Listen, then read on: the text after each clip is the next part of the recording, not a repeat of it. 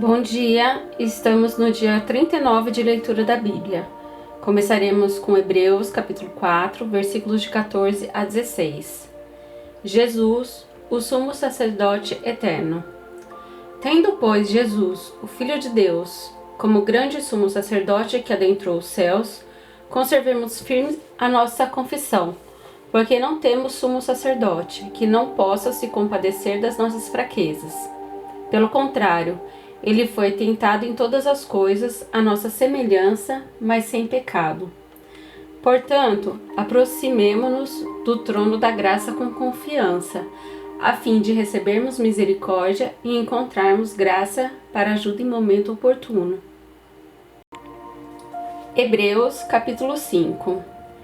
Cada sumo sacerdote, sendo escolhido dentre os homens, é constituído nas coisas relacionadas com Deus, a favor dos homens, para oferecer dons e sacrifícios pelos pecados. Ele é capaz de se compadecer dos ignorantes e dos que se desviam do caminho, pois também ele mesmo está rodeado de fraquezas. Por esta razão, deve oferecer sacrifícios pelos pecados, tanto do povo como de si mesmo. E ninguém toma esta honra para si mesmo, a não ser quando chamado por Deus, como aconteceu com Arão. Assim também Cristo não glorificou a si mesmo para se tornar sumo sacerdote, mas quem o glorificou foi aquele que lhe disse: Você é meu filho, hoje eu gerei você. E em outro lugar também diz: Você é sacerdote para sempre, segundo a ordem de Melquisedeque. Ele, Jesus, nos dias de sua carne, tendo oferecido com forte clamor e lágrimas, orações e súplicas a quem o podia livrar da morte, foi ouvido por causa da sua reverência. Embora fosse filho, aprendeu a obediência pelas coisas que sofreu, e, tendo sido aperfeiçoado, tornou-se o autor da salvação eterna para todos os que lhe obedecem. E Deus o nomeou sumo sacerdote, segundo a ordem de Melquisedeque. Exortação ao progresso na fé. A esse respeito temos muitas coisas a dizer, coisas difíceis de explicar, porque vocês ficaram com preguiça de ouvir. Pois quando já deviam ser mestres, levando em conta o tempo decorrido, vocês têm novamente necessidade de alguém que lhes ensine quais são os princípios elementares dos oráculos de Deus. Passaram a ter necessidade de leite e não de alimento sólido. Ora, todo aquele que se alimenta de leite é inexperiente na palavra da justiça porque é criança.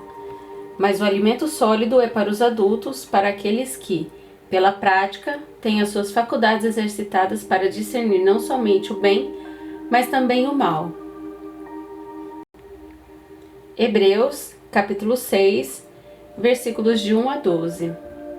Por isso, deixando os princípios elementares da doutrina de Cristo, avancemos para o que é perfeito, não lançando de novo a base do arrependimento de obras mortas e da fé em Deus. O ensino de batismos e da imposição de mãos, da ressurreição dos mortos e do juízo eterno. Isso faremos, se Deus o permitir. É impossível, pois, que aqueles que uma vez foram iluminados, provaram o dom celestial, se tornaram participantes do Espírito Santo, provaram a boa palavra de Deus e os poderes do mundo vindouro, e caíram sim. É impossível outra vez renová-los para arrependimento, visto que, de novo, estão crucificando para si mesmos o Filho de Deus e expondo-o à zombaria.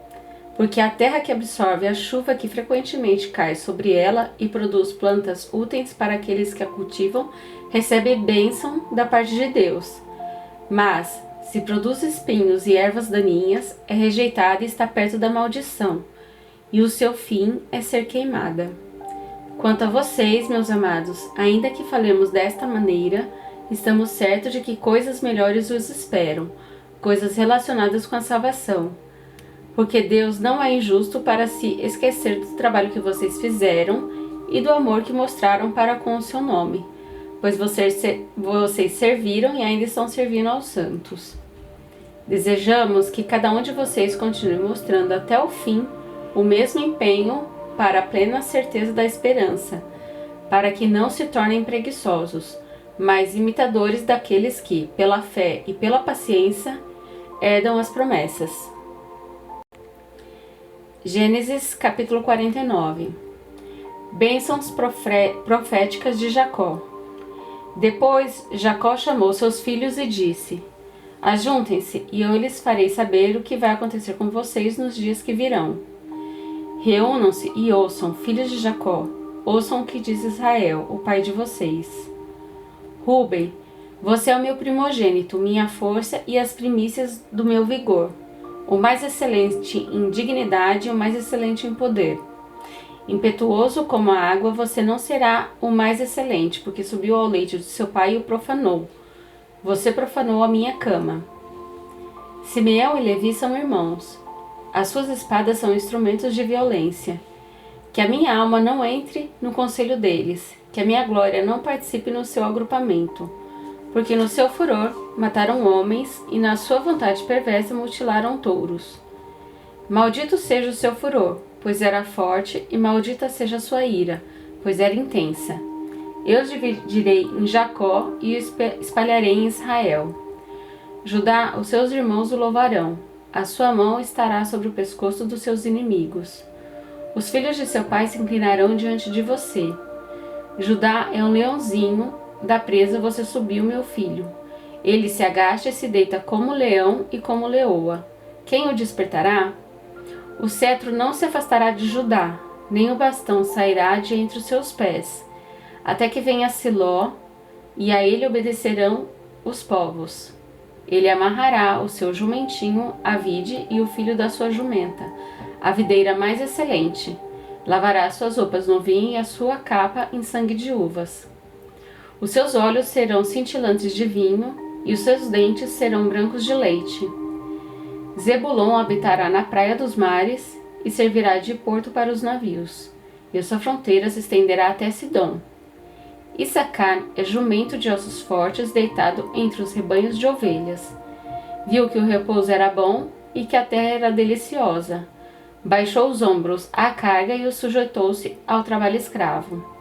Dan julgará o seu povo como uma das tribos de Israel. Dan será uma serpente junto ao caminho, uma víbora junto à vereda que morde o calcanhar do cavalo e faz o seu cavaleiro cair para trás. A tua salvação espero, ó Senhor. Gade será atacado por guerrilheiros, mas ele lhes atacará a retaguarda. Aser, o seu pão será abundante e ele produzirá delícias reais. Naftali é uma gazela solta, ele fala palavras bonitas. José é um ramo frutífero junto à fonte. Seus galhos se estendem sobre o muro. Os flecheiros lhe dão amargura, atiram contra ele e o hostilizam. O seu arco, porém, permanece firme, e os seus braços são feitos ativos pelas mãos do poderoso de Jacó. Sim, pelo pastor e pela pedra de Israel, pelo Deus de seu pai que o ajudará e pelo Todo-Poderoso que o abençoará, com a bênção dos altos céus, com bênção das profundezas, com bênção dos seios e do ventre. As bênçãos de seu pai excederão as bênçãos de meus pais até o alto dos montes eternos, e sejam elas sobre a cabeça de José e sobre o alto da cabeça do que foi distinguido entre seus irmãos. Benjamim é lobo que despedaça. Pela manhã devora a presa e à tarde reparte o despojo. São essas as 12 tribos de Israel, e isto é o que lhes falou seu pai quando os abençoou. A cada um deles abençoou segundo a bênção que lhe cabia. A morte e o sepultamento de Jacó. Depois Jacó lhes ordenou, dizendo: Vou ser reunido ao meu povo. Sepultem-me junto de meus pais, na caverna que está no campo de Efron, o Heteu, na caverna que está no campo de Macpela, em frente a Mamre, na terra de Canaã, a qual Abraão comprou de Efron com aquele campo, como propriedade para servir de sepultura. Ali eles sepultaram Abrão e Sara, sua mulher. Ali eles sepultaram Isaque e Rebeca, sua mulher. E ali eu sepultei Lia. O campo e a caverna que nele está foram comprados dos filhos de Et. Quando Jacó acabou de dar essas ordens a seus filhos, recolheu os pés na cama, expirou e foi reunido ao seu povo. Gênesis capítulo 50. Então José se lançou sobre o rosto de seu pai, chorou sobre ele e o beijou. José ordenou a seus servos, aos que eram médicos, que embalsamassem o corpo de seu pai. E os médicos embalsamaram Israel, gastando nisso 40 dias, pois assim se cumpre os dias do embalsamento. E os egípcios ficaram de luto 70 dias. Passados os dias de luto, José falou à casa de Faraó: Se agora encontrei favor diante de vocês, peço que falem aos ouvidos de Faraó, dizendo: Meu pai me fez jurar, declarando: Eis que estou morrendo. Sepulte-me no túmulo que abri para mim na terra de Canaã. Agora quero ir sepultar o meu pai, depois voltarei. Faraó respondeu: Vai e sepulte o seu pai, como ele fez você jurar. José partiu para sepultar o seu pai. Com ele foram todos os oficiais de Faraó, os principais da sua casa e todos os principais da terra do Egito, bem como toda a casa de José e seus irmãos e a casa de seu pai. Deixaram na terra de Gósen somente as crianças, os rebanhos e o gado. E foram também com ele tanto carruagens como cavalheiros. E o cortejo foi muito grande. Quando eles chegaram à beira de Atade, que fica do outro lado do Jordão, fizeram ali grande e intensa lamentação. E José pranteou seu pai durante 7 dias. Quando os moradores da terra, os cananeus, viram o luto na eira de Atade, disseram: Como é grande esse pranto dos egípcios! E por isso aquele lugar foi chamado de Abel Mizraim, fica do outro lado do Jordão. Os filhos de Jacó fizeram como ele lhes havia ordenado. Levaram-no para a terra de Canaã e o sepultaram na caverna do campo de Macpela, que juntamente com o campo Abraão havia comprado de Efron, o heteu, para ser lugar de sepultura. Esse lugar fica em frente a Mamre. Depois disso, José voltou para o Egito, ele, os seus irmãos e todos os que haviam acompanhado para sepultar seu pai. José consola os seus irmãos. Vendo os irmãos de José que seu pai já era morto, disseram: É possível que José tenha ódio de nós. Certamente nos retribuirá todo o mal que lhe fizemos.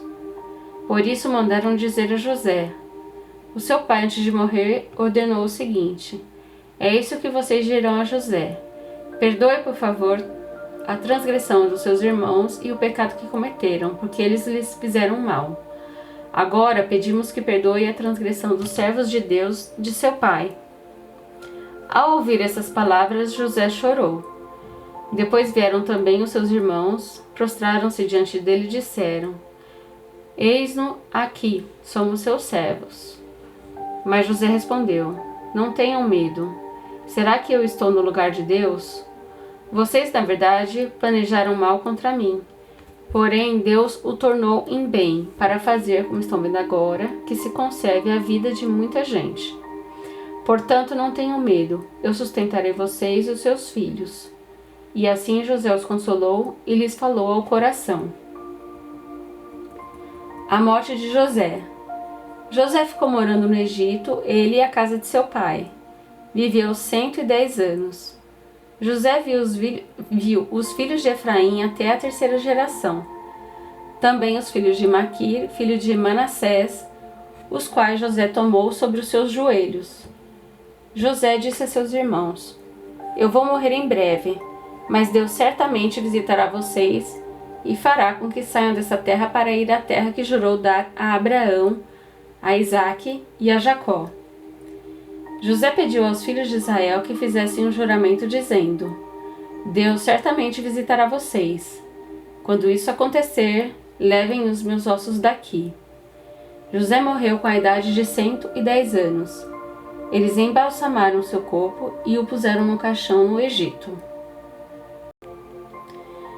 Salmos 39. A vaidade da vida. Eu disse comigo mesmo: Guardarei os meus caminhos para não pecar com a língua. Porei mordaça a minha boca, enquanto os ímpios estiverem na minha presença. Emudeci em silêncio, calei a respeito do bem, e a minha dor se agravou. O coração me ardia no peito enquanto eu meditava. Um fogo se acendeu dentro de mim. Então eu disse em voz alta: Senhor, dá-me a conhecer o meu fim, e qual é a soma dos meus dias, para que eu reconheça minha fragilidade. Deste aos meus dias o comprimento de alguns palmos. A tua presença, o prazo da minha vida é nada. Na verdade, todo ser humano, por mais firme que esteja, é pura vaidade. De fato, o ser humano passa como uma sombra. Em vão se inquieta, amontoa tesouros e não sabe quem ficará com eles. E eu, Senhor, que espero? Tu és a minha esperança. Livra-me de todas as minhas iniquidades. Não permitas que os insensatos zombem de mim. Emudeço, não abro os lábios porque tu fizeste isso. Tira de sobre mim o teu flagelo. Pelo golpe de tua mão estou perecendo. Quando castigas alguém com repreensões, por causa do pecado destróis nele, como traça, o que tem de precioso. De fato, o ser humano é pura vaidade. Ouve, Senhor, a minha oração. Escuta-me quando grito por socorro. Não fiques insensível às minhas lágrimas, porque sou forasteiro diante de ti, peregrino como todos os meus pais o foram. Desvia de mim o olhar, para que eu tome alento antes que eu passe e deixe de existir.